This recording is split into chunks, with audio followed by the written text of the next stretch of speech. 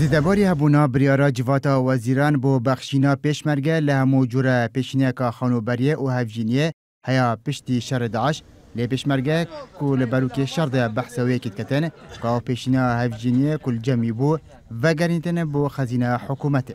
موجزي بيشمرجي كرسان دواكارين لحكومة هرمي كرسان لسر سلفة زواجي بيشمرجا ولا سر سلفة خانوبرا خوش بن لهزكاني بيشمرجا شون لهند فرمانبر خوش بون اواج ده هزكاني بيشمرجا خوش بون لو سلفة زواجه چونك بيشمرجا لبركاني جنگا پاري بينيا مانگانه سلفة زواجه كي بدا بریاردار لجنه کاروبارین پیشمرگه و شهیدان لپارلمان کردستان بیشتن اجمارکا پیشمرگین بروک شر پیوندی پیوه کرینه و همان سکالا لجمع تومار کرینه. کسوکاری شهیدان هرچی پیشینه که لسریان ببو ببریار کلیان ورنجیرید.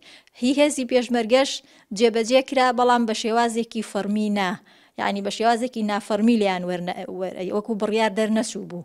بلام وکو بلی بیدنگیان لیکرد بو.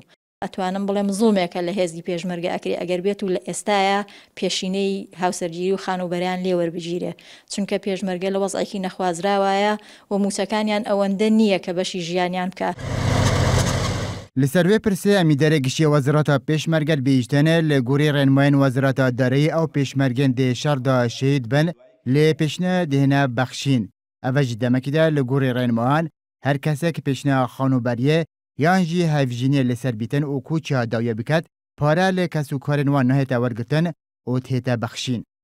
هیچ نووسراوێکی ڕسمیمان بۆ نهاتوە ئێمە تا هەفتەی پێشوش هیچ بڕیارێک نهاتووە کە پێشینەکان ببڕێتەوە لە هێزی پێشمەرگەی کوردستان بەڵکو تەنانەتی شەهیدان ئەیان بەخشن و تا هەفتەی پێشوش نووسراوی بەخشینمان بەهاتووە بۆ هێزەکانی پێشمەرگەی کوردستان بۆ ئەو شەهیدانەی کە لە شەڕی تیرۆرسانی داعش شەهید بوون کە پارێ بیان بەخشین لە هەموو ئەو پێشینانەی کە دراوەیان ناتێ.